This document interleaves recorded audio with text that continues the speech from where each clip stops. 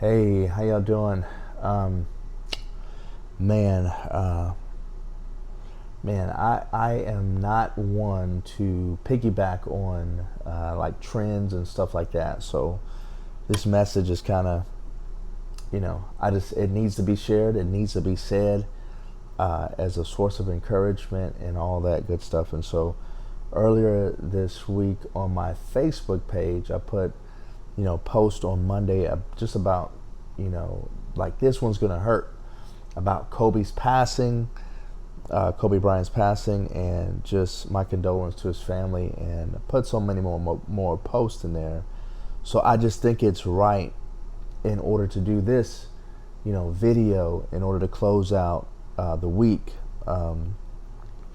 period. And so it's Friday, you know what I'm saying, and anyway, we're gonna go ahead and get into it. But bottom line, starting right now, my condolence not only to Kobe Bryant and his family, but every family that was involved in the situation and that was on the plane. And I just pray, blessings and coverings over them, and comfort and all that good stuff. But there's this old saying that this has made me think of in regards to this, is that it's better to spend your time at funerals than at parties. After all, everyone dies, so the living should take this to heart. And so for me, it brought up a couple of things. One is that, man, Kobe is 41 years old. Life is short. I'm 37.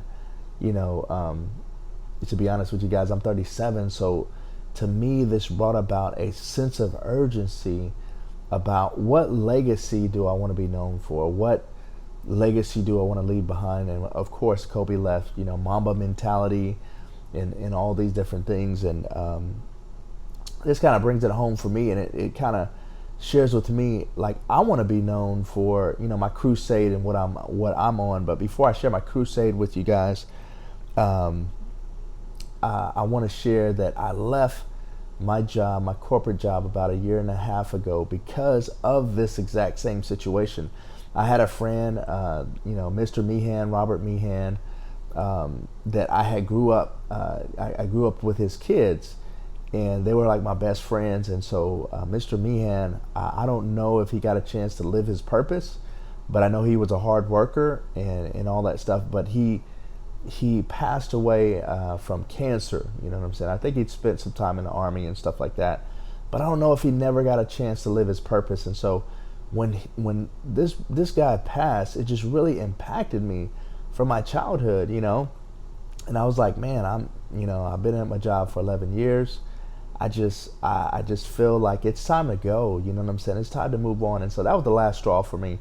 So death is always something that just really impacts me and allows me to kind of see things at a deeper level. You know what I'm saying? And so with that said, man, my crusade for me personally, and this is why I'm doing these videos too as well. I may be doing Entrepreneur YouTube and building that up and stuff like that, but this is really my purpose.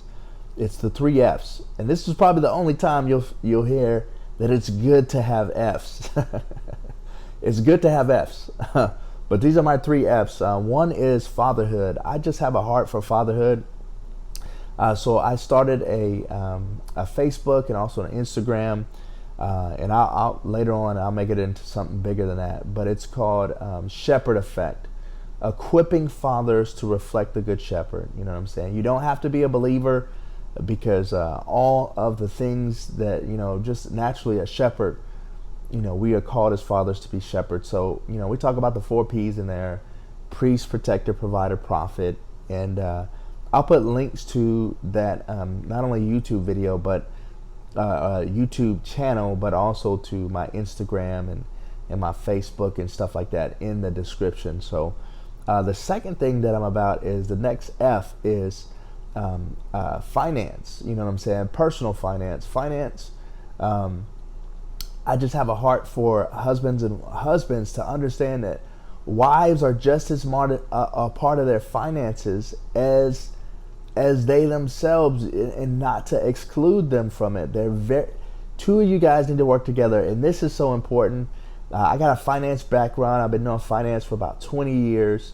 Impacted by Dave Ramsey. I've studied in college. I got a financial services degree. Spent 11 years at Fidelity Investments, great company. So I have a heart for personal finance, and I spent some time in estate planning. Estate planning and inheritance was the group that I was a part of the last 4 years, which was one of the groups that I left. But man, I learned so much about seeing widows, having to deal with their husband passing away and not having any clue about the finances, how to pay bills. Man, you name it, they had no clue. And I just loved being a part of their life and helping them out. But man, that would be my message to just husbands, period. That you need to include your wives in the finances and the debt and everything so they can see it. So if something happens to you, they'll be able to pick it up from where you left off, man. The last thing that you want is your wife grieving and trying to take care of finances and struggling in regards to that. And so even me, myself, I practice what I preach. My wife is doing our books. I'm teaching her my mindset or my philosophy on finance and allowing her to see it and building her up as a leader in our home in the financial area. And this includes business too as well. And teach it in such a way that's simple that she can understand and then she gets it. And so if anything does happen to me, she'll be able to take it and run with it, period. Okay, so that's another one. And then the last one is future. I have a heart and a frustration for our youth, youthful men, youthful women, about finding their passion and their purpose or their calling, because we waste so much time just going to college, trying to figure things out, getting a job, so that we can, spend the, next 50 years surviving, just paying bills. And if we can get to the younger generation about finding what their gift is, what their talent is, and sowing into that, they would be so much more happier. They would love what they do. Man, they would be a blessing to society. They would help society flourish in so many different ways. When you flourish with something you're passionate about and you love doing, it'll bleed into everything that you do, man. And it's just amazing. The money will follow. It'll be fine. You'll be taken care of. I promise you. And so this is a message for just that, Kobe also talked about Mamba mentality, about finding your passion, loving what you do. And so that is the same thing that I would say here. So I know my purpose, I know my calling, and I'm encouraging you that life is short. Life is but a mist. Find your purpose, find your calling, find your gift, and operate within that, man. You'll be so much better, so much more effective in the work that you do, as well as in the people you impact, and you will help for and flourishing. So, man, that's mainly my message here. So again, man, I'm grateful for Mamba mentality. I'm grateful for Kobe and the life that he lived, and the mentality that he gave off, and everything. So, man, may this message find you where you're at and bless you in all that you do. Get out there, find your passion. Find what it is, hey, that's what I say, man. My passion is I've been given a gift or a talent of being able to teach and making complex concepts simple to the average layman. That's my gift, and I can use that in teaching finance. I can use that in teaching entrepreneurship. I can use it all over across the gambit. But man, that's my message for today. I pray that this finds you in a great place. And hey, life is short. Let's get after it. This is Artiz Strouds, the life coach and entrepreneur. I pray that this has blessed you. And hey, if this has blessed you, please share it with one other person that you know that can benefit from it. And if you haven't subscribed to my channel, please do so. More powerful content coming out. All right, take care. Thanks. Bye.